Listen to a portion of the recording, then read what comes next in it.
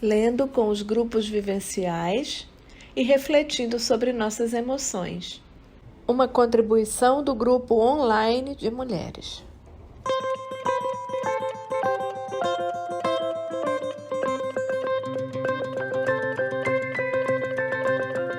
Ternura. Alguns seres despertam a nossa ternura.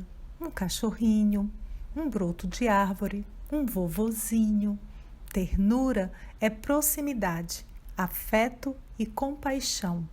Sentimos ternura por pessoas, seres e objetos indefesos ou que não nos parecem ameaçadores. Onde está a ternura? Ela está dentro de nós, mas são os outros que abrem as portas da nossa ternura. A fragilidade deles nos faz querer ser delicados, atentos e compreensivos. A ternura é um convite ao amor.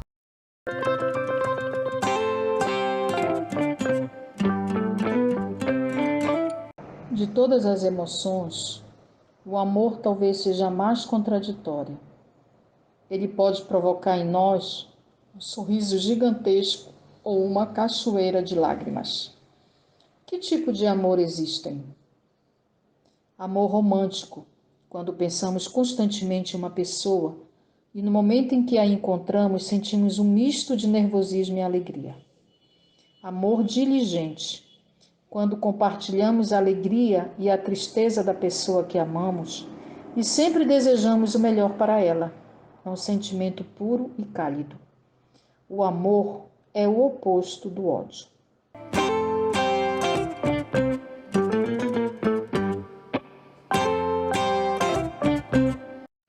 Ódio. O ódio é uma grande antipatia, um sentimento de aversão por algo ou alguém. Como consequência, ficamos desejando que alguma coisa de ruim aconteça com o objeto de nosso ódio. Quanto tempo dura o ódio? Às vezes dura muito, outras só um pouquinho. Você pode sentir um ódio momentâneo por uma pessoa, mas isso não significa que tenha deixado de amá-la. Quando o ódio motiva nossas ações, nos entregamos à raiva.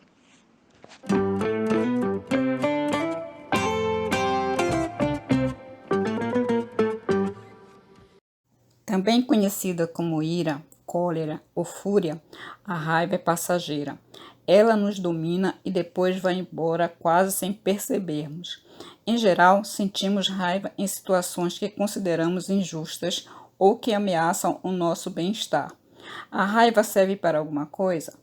A raiva nos avisa que estamos diante de injustiças ou agressões e nos dá a energia necessária para agir. No entanto, ela bloqueia nossa capacidade de pensar com clareza e pode nos fazer reagir como um animal sendo atacado. Mas como não vivemos entre animais selvagens, essas reações podem nos meter em encrenca. Por isso, é melhor evitar que a raiva assuma o controle nos momentos em que, por exemplo, sentimos um pouquinho de irritação.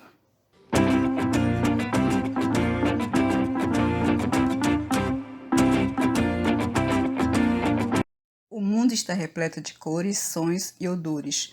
Uns nos agradam, outros nem tanto. Alguns nos deixam irritados, nos incomodam de tal forma que invadem a nossa mente e não conseguimos parar de pensar neles. O latido de um cachorrinho pode despertar nossa ternura, mas e se ele ficar latindo o dia inteiro? O que acontece quando nos irritamos? Quando alguma coisa nos irrita, não conseguimos parar de prestar atenção nela. Algo incômodo passa a ser irritante quando achamos que não podemos mais suportá-lo. Uma irritação muito prolongada nos leva à tensão.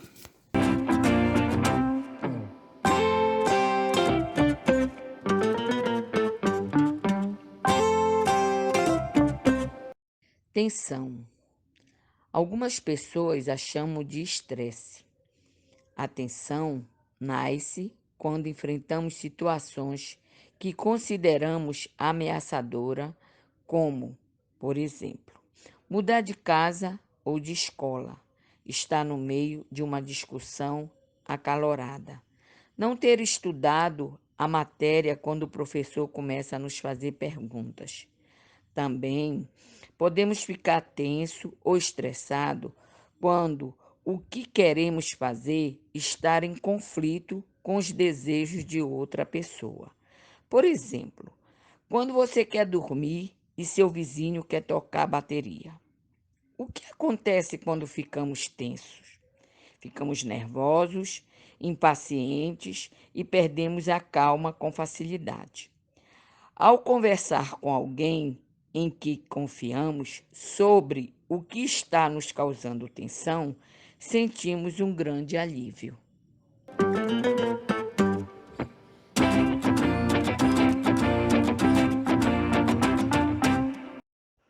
Alívio. Experimentamos a sensação de alívio quando nos livramos de um peso, quando deixamos de nos sentir ameaçados ou quando pedimos desculpas. Por exemplo, você se sente aliviado ao terminar uma prova, ao ver que algum perigo já passou e ao reconhecer um erro. O alívio significa que uma sensação ou situação desagradável ficou para trás. Como sabemos que estamos aliviados? O alívio costuma vir acompanhado de um relaxamento. Depois que as dificuldades já passaram, voltamos a nos sentir tranquilos e em paz. Esse é o caminho em direção à serenidade.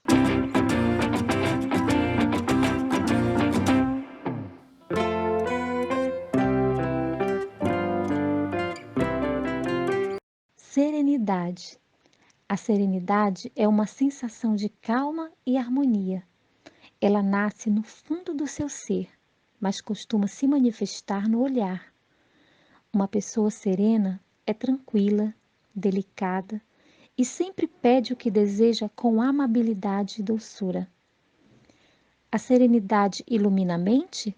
Sim, ela proporciona uma forma especial de enxergar as coisas. É como um superpoder que lhe permite ver os acontecimentos com mais clareza. Graças a ela, você consegue, por exemplo, perceber que algo que o deixou com raiva não era tão grave assim.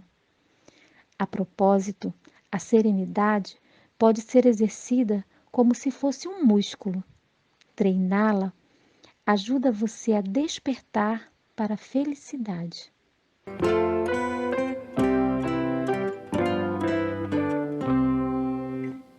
Felicidade. A felicidade é diferente para cada pessoa.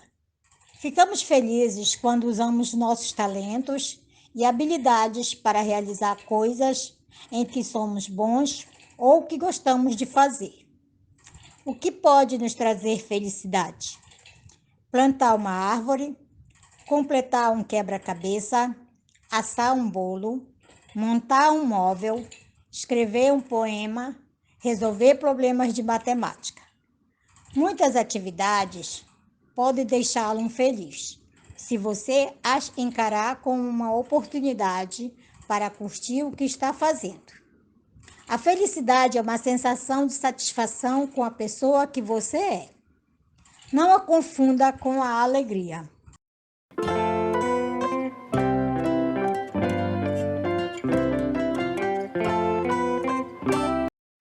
A alegria. Alguns a chamam de deleite ou contentamento. A alegria é causada por algo prazeroso e por isso é especialmente agradável. O que a difere da felicidade é que a alegria dura pouco. Mesmo assim, as pessoas podem ter muitos momentos alegres durante o dia. O que acontece nesses momentos? Somos invadidos por um entusiasmo divertido. Nossa energia aumenta e pensamos de maneira mais positiva. O contrário da alegria é a tristeza.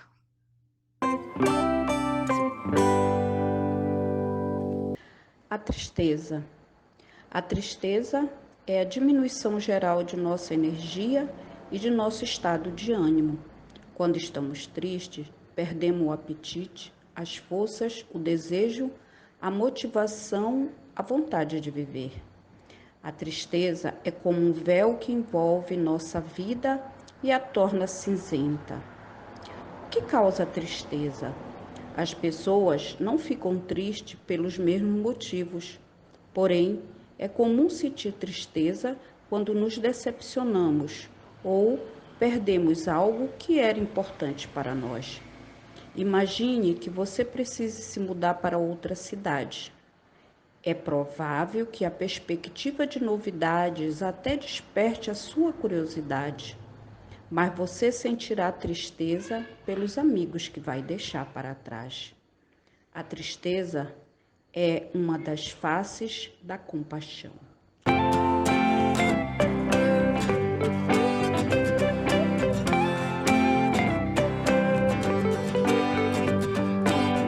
Compaixão. Há quem a chame de piedade, empatia ou comiseração. Compaixão é o pesar que sentimos pelo infortúnio de alguém. O que a compaixão nos motiva a fazer? Ela nos motiva a ajudar quem está sofrendo, seja um parente ou um desconhecido. Pode ser despertada até mesmo por um personagem fictício, como uma raposa que perdeu toda a família. A compaixão provoca em nós o desejo de abraçar o outro e aliviar sua tristeza. Se alguém está se sentindo triste e não o ajudamos, é muito provável que entremos no território do remorso.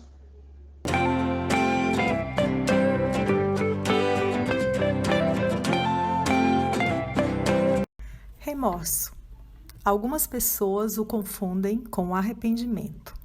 O arrependimento é o mal-estar que às vezes sentimos depois de praticar alguma ação, seja ela boa ou má. Já o remorso surge apenas quando fizemos algo que sabemos que é errado. Por exemplo, você pode se arrepender de ter recusado o chocolate que seu irmão lhe ofereceu, mas com certeza sentiria remorso se comesse alguns pedaços escondido. Como o remorso funciona? De forma simples, mas contundente. Ele não nos deixa pensar em nada além daquilo que fizemos de errado. Começa com um pequeno desconforto que pouco a pouco vai crescendo dentro de nós. Esse mal-estar que fica nos remoendo é a culpa.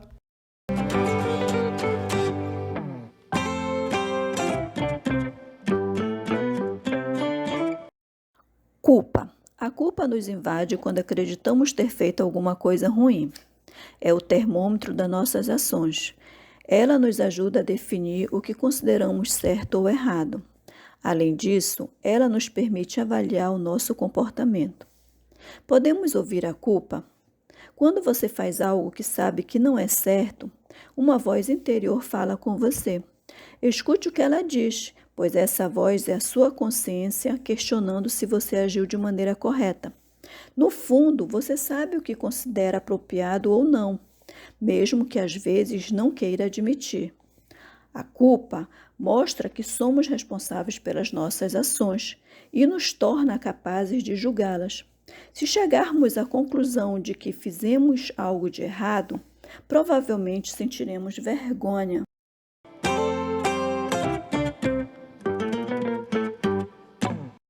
Vergonha. A vergonha aparece de surpresa. Costumamos senti-la quando sabemos que fizemos algo de errado ou quando achamos que vão zombar da gente. Pode parecer estranho, mas também podemos sentir vergonha por algo que outra pessoa fez. É possível esconder a vergonha? Não. Infelizmente, a vergonha é muito indiscreta. Ela tem a mania de contar a todo mundo que você sabe que não agiu bem ou que não está à vontade, fazendo com que a sua cara fique vermelha. O fato de todos saberem que você está envergonhado pode provocar insegurança.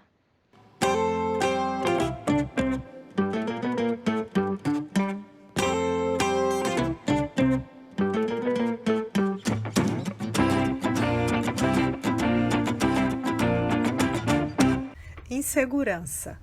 A insegurança é a falta de confiança, pode nos faltar confiança tanto em nós mesmos quanto nos outros. Imagine que você está a bordo de um veleiro e o mar está muito agitado. Se não se considerar um bom nadador, se sentirá inseguro. Se não confiar no capitão do barco, também. O que acontece quando nos sentimos inseguros? Quando ficamos inseguros, adotamos mecanismos de defesa.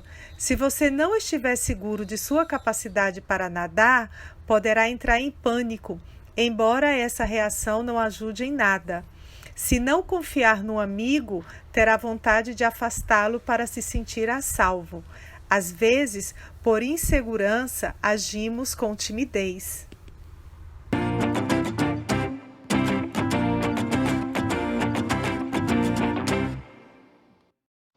Timidez. A timidez é um bloqueio que nos impede de nos comportarmos com naturalidade. Ela costuma nos dominar diante de pessoas desconhecidas, pouco confiáveis ou ameaçadoras. O que uma pessoa tímida sente? Uma pessoa tímida se sente desconfortável e desajeitada. Então, por medo de fazer algo errado, não diz nada, fica quieta e tenta passar despercebida. Imagine que você tenha que passar a noite na casa de vizinhos idosos. Ainda que eles estejam carinhosos, é possível que você fique calado no canto do sofá, pouco à vontade. Você pode até mesmo ser tomado por uma sensação de confusão.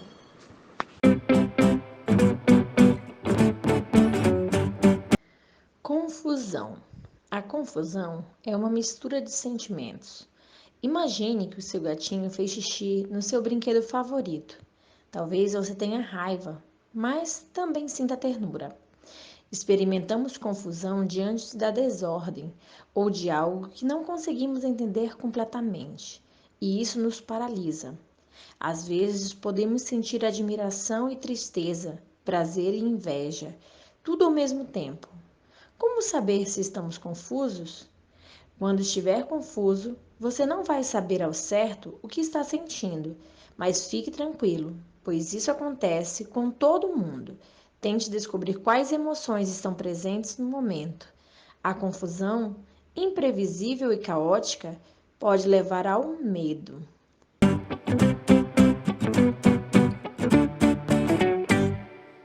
Medo, também conhecido como temor. O medo surge quando você acredita que vai sofrer algum tipo de dano. Quando o medo aumenta demais, ele se converte em pavor e você perde o controle. O medo pode servir para nos deixar alerta diante do perigo. Já o pavor nos paralisa e nos impede de pensar. O que acontece quando sentimos medo? Os olhos ficam maiores para podermos ver melhor. Além disso, o coração bombeia mais sangue para as pernas para podermos fugir, como se estivéssemos sendo perseguidos por um dragão. Normalmente, o desconhecido nos causa medo, mas também pode causar perplexidade.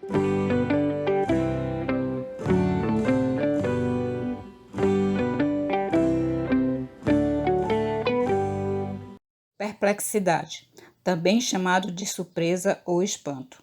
Ficamos perplexos quando algo que consideramos impossível se mostra verdadeiro. A perplexidade nos indica que o mundo é um lugar a ser descoberto, que há espaço para o desconhecido e para a magia.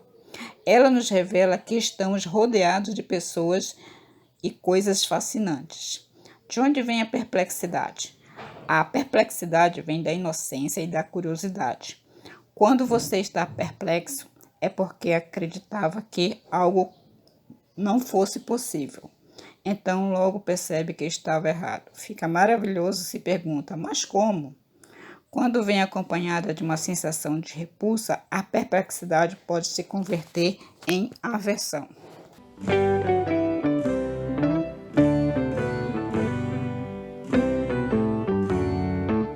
Aversão é o desprazer que nos causa algo que consideramos repugnante.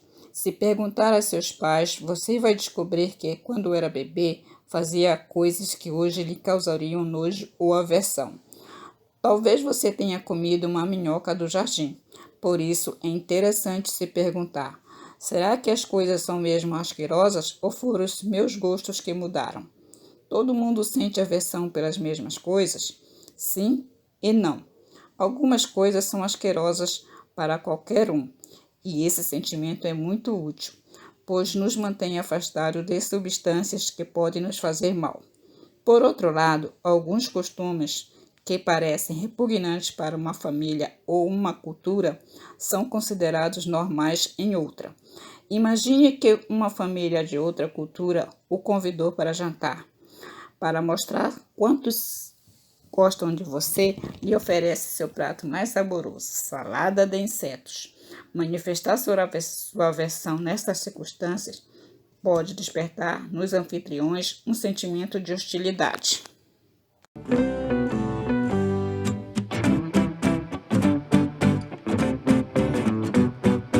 Sentimos hostilidade quando alguém se opõe a nós ou a nossos desejos. Por exemplo, você deseja sair para brincar no parque, mas seus pais não deixam. Quando sentimos hostilidade, tendemos a ser do contra e a discordar de tudo o que o outro fala. Se nos dizem branco, dizemos preto. Se nos dizem adoro abacaxi, dizemos detesto abacaxi. Aonde a hostilidade nos leva? A hostilidade nos leva a rejeitar o outro. Desejamos incomodá-lo, atacá-lo, perturbá-lo. Se em vez de sermos hostis com uma pessoa, nós a acolhemos em nossa vida, estamos desenvolvendo a aceitação.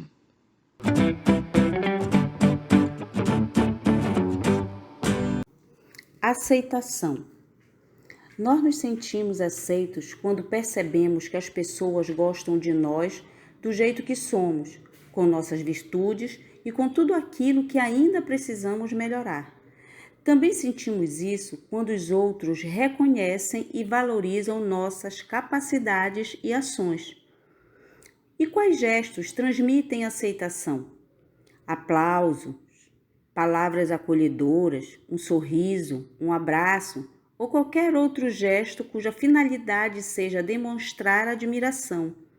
A falta da aceitação faz com que nos sintamos vítimas da incompreensão.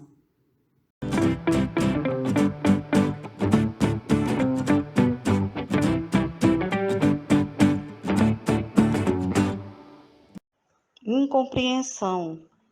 A incompreensão nasce da falta de entendimento com o outro. Tentamos explicar algo que estamos sentindo ou pensando, mas a pessoa a quem nos dirigimos não nos entende. Às vezes, nos sentimos incompreendidos, porque nossos atos não estão de acordo com a opinião dos outros. Não se preocupe, pense em Leonardo da Vinci e muitos outros gênios. Eles tiveram que enfrentar a incompreensão, pois suas ideias não se encaixavam na época em que viviam. Como surge a incompreensão? A incompreensão surge de um desajuste entre a forma como você enxerga o mundo e a maneira como as outras pessoas o veem. É uma mistura de frustração e desamparo.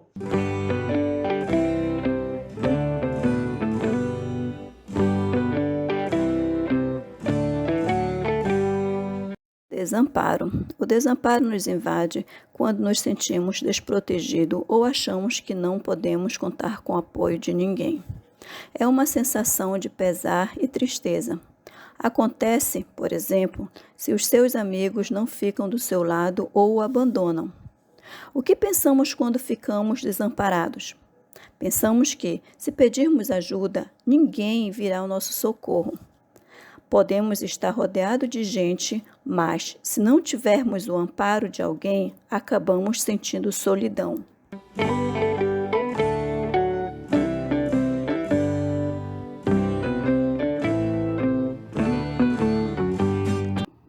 Solidão. A solidão é a ausência de companhia. Ela pode ser muito útil, por exemplo, quando não queremos ser incomodados, mas também pode ser angustiante se acreditamos não ter a quem recorrer nem com quem dividir as coisas. É possível se sentir solitário estando na companhia de outras pessoas? Sim, quando não podemos contar com as pessoas que nos rodeiam ou quando nos deixam de lado. Imagine se seus amigos estão conversando sobre um filme que só você não viu. Se não puder participar do papo, pode ser que se sinta sozinho. Para vencer a solidão, é muito importante se comunicar. Se você sente falta dos momentos em que não estava sozinho, está sentindo saudade.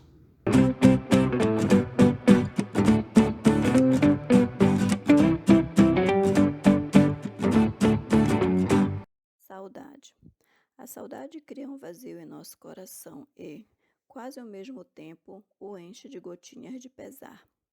Quando sentimos saudade, parece que nos falta algo ou alguém, um amigo, um familiar, um lugar, um objeto, e essa ausência nos entristece. Como identificar a saudade? Se você fica triste ao recordar de algo, está sentindo saudade. Quando a saudade se torna parte do seu dia a dia, você acaba se tornando prisioneiro da melancolia.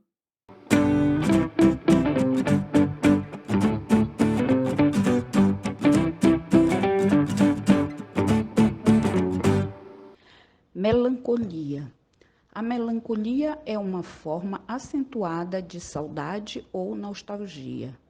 Quando estamos melancólicos, sentimos que o mundo em que desejamos viver é um lugar muito distante e difícil de alcançar. Quando a melancolia aparece, a melancolia pode nos dominar nos períodos de mudança. Nesses momentos, vemos com resignação ou tristeza que uma diversão ou momento agradável está prestes a terminar. Muitas pessoas se sentem assim numa tarde de domingo, pois sabem que o fim de semana está acabando. O lado bom da melancolia é quando você se permite saboreá-la, sem ter que fazer mais nada. Mas se esse prazer evapora, surge o tédio.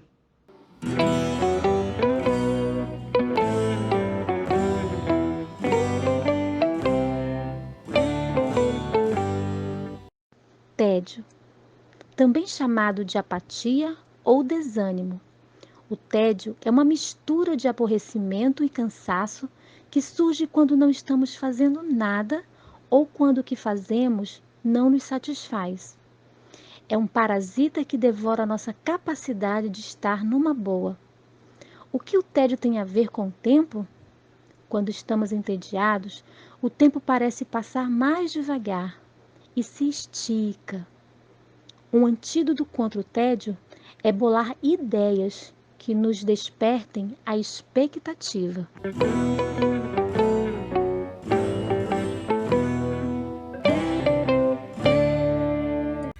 Expectativa. A expectativa é a esperança de que algo que desejamos aconteça. Ter expectativa é uma das melhores maneiras de curtir a vida e fazer as coisas com energia. As coisas naturalmente despertam expectativa ou somos nós que a criamos? Podemos ter expectativa em relação a quase tudo, a ter um irmãozinho, a comemorar nosso aniversário, a ir para a escola, a sair para brincar com os amigos. A expectativa é um ingrediente que dá sabor à vida. Ficar na expectativa desperta o entusiasmo.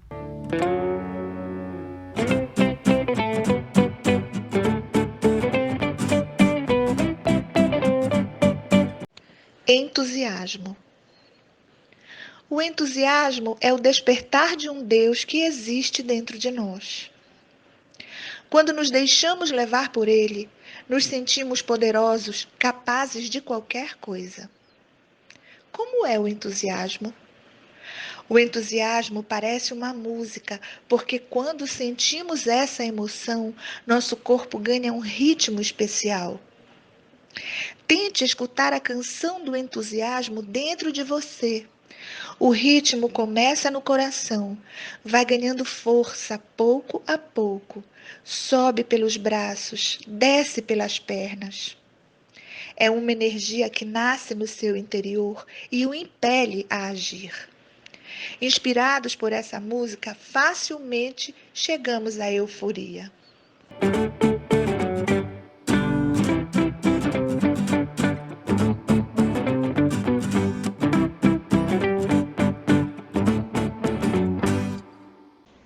Euforia. A euforia é um transbordamento de energia positiva. Ela nos dá força para enfrentar os momentos de adversidade ou para festejar com um entusiasmo maior do que o normal. O que caracteriza a euforia? A euforia é uma sensação de extraordinário bem-estar. Por causa dela, nos sentimos otimistas, acreditamos que podemos superar qualquer desafio. É o oposto do desalento.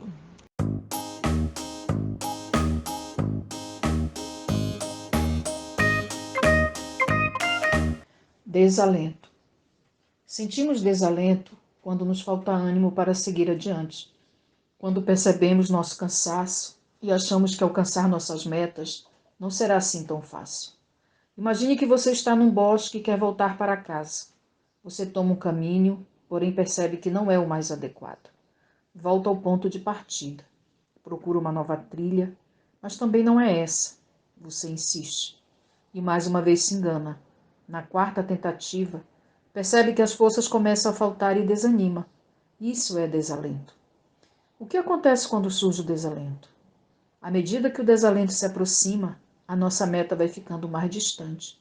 Quando o desalento nos vence e nos rendemos, abrimos caminho para a decepção.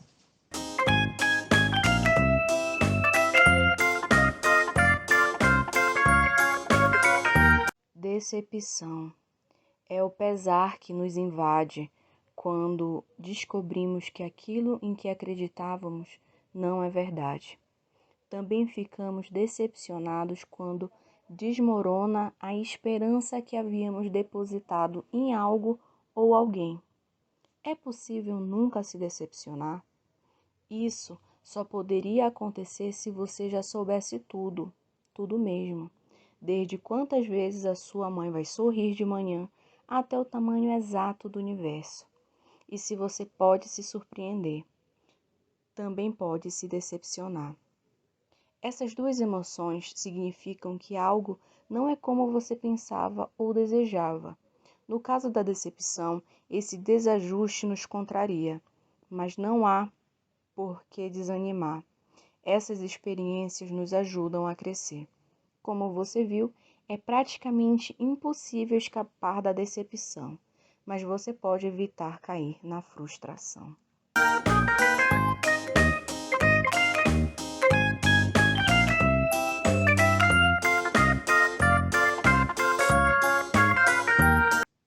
Frustração é o mal-estar e o aborrecimento que nascem quando você não consegue fazer algo que desejava ou quando as coisas não acontecem como você esperava. O que costuma nos trazer frustração? Nossas próprias limitações, como não ter idade suficiente para participar de uma competição. As limitações ou decisões de outra pessoa, como quando você não pode ir a uma atividade extraclasse divertida porque ela foi cancelada. As condições do clima, como uma tempestade de verão que o impede de curtir a praia. Diante da mesma situação, algumas pessoas ficam frustradas, outras procuram uma solução. Essas últimas despertam a nossa admiração.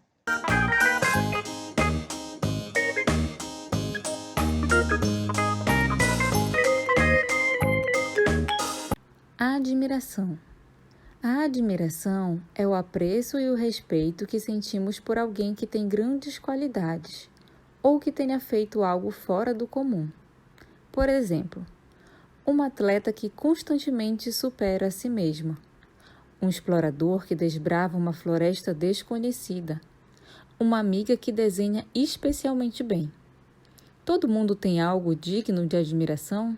Sim, mas é preciso saber enxergar. Algumas pessoas possuem qualidades que nós não temos ou são capazes de fazer coisas que não conseguimos. Por isso, as admiramos.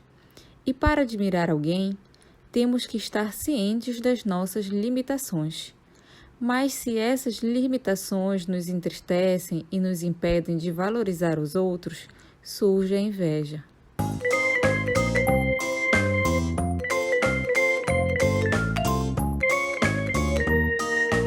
Inveja. Alguns dizem que a inveja e o ciúme são a mesma coisa. Mas isso não é verdade. Ainda que ambas as emoções andem lado a lado, misturando-se e estimulando-se mutuamente. São parasitas que devoram a sua alegria. O que elas querem não é que você se dê bem, mas que os outros se deem mal. Qual a diferença entre a inveja e o ciúme? O ciúme é a dificuldade de compartilhar aquilo que consideramos nosso, como o amor de alguém querido. A inveja, ao contrário, não diz respeito a algo que você tenha, mas a algo que o outro tem. É a tristeza que se sente quando alguém possui o objeto do seu desejo.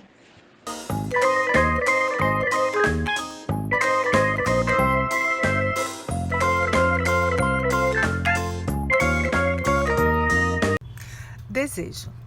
O desejo é um impulso que nos move na direção de algo que queremos. Desejamos o que não temos e isso nos incentiva a tentar consegui-lo. O desejo é o que motiva nossos atos. Podemos desejar coisas muito variadas: ter mais idade, aprender a nadar, passear com nossos avós, ser bombeiro, etc. Mas todos os desejos são iguais? Não. Existem desejos muito fortes e profundos. Por exemplo, você deseja ser médico e estuda muito tempo para isso. E existem desejos mais impulsivos, fugazes, os caprichos. Por exemplo, você vê a foto de uma ceia de Natal e de repente fica com vontade de comer rabanada. Realizar um desejo nos traz satisfação.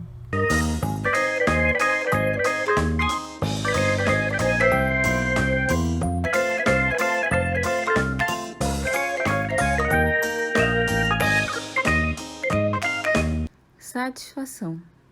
Saciar uma necessidade produz satisfação. Essa necessidade pode ser física ou emocional, como matar a fome ou pintar um quadro. E quando comemos ou terminamos a pintura, nos sentimos satisfeitos. A satisfação aumenta a sua confiança? Sim, ela aumenta a sua autoconfiança, especialmente quando é resultado de suas próprias habilidades ou de seu comportamento. Você se sente duplamente satisfeito. Por exemplo, quando sacia sua fome comendo uma fruta que ajudou a cultivar. Podemos experimentar a satisfação até mesmo nas derrotas. É uma grande realização quando conseguimos melhorar nossos resultados, ainda que tenhamos perdido a competição. A melhora constante nos enche de orgulho.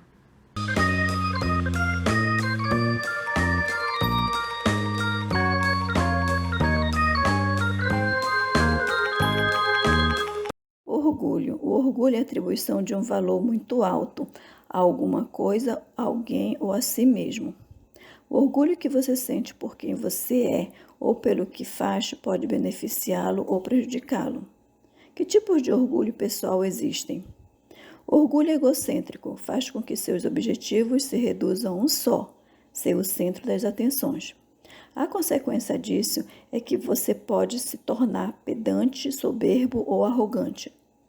Orgulho virtuoso faz com que sua meta principal seja conseguir fazer sempre o melhor com o que tem nas mãos.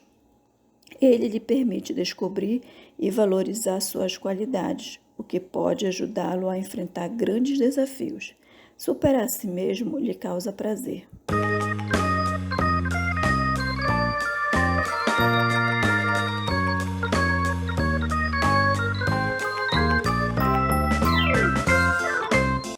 prazer é a satisfação e a alegria produzidas por algo do que gostamos muito.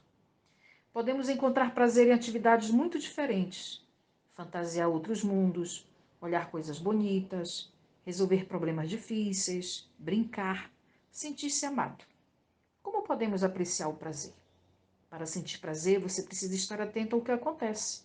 Imagine que há um copo de suco à sua frente. Você pode bebê-lo rapidamente só para matar a sede, ou se concentrar no sabor e aproveitá-lo sem pressa, sentindo o prazer que ele lhe proporciona. Uma vida repleta de prazer nos faz sentir gratidão.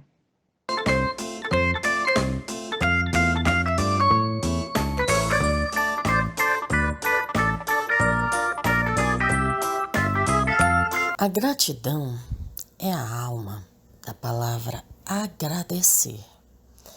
Ela se multiplica quando você é capaz de ver os presentes que o dia a dia oferece. O sorriso de um amigo, uma canção bonita, uma comida gostosa. A gratidão nos ensina a aproveitar melhor a vida. É a porta de entrada para a felicidade. Quando eu tinha 10 anos, minha avó me deu um diário da gratidão e disse ao meu ouvido: eu tenho um igualzinho. Toda noite escrevo nele coisas que me fazem sentir agradecida. Depois, quando o coloco embaixo do travesseiro, algo maravilhoso acontece. O conteúdo do diário entra nos meus sonhos e transforma o meu mundo no palácio da felicidade. E essa alegria me acompanha durante todo o dia seguinte. A quem agradecer agora? As pessoas que colocaram sua magia nestas páginas e ilustraram o livro. A pessoa que o comprou e o deu de presente a você. E especialmente a você, por dividir com a gente este emocionário.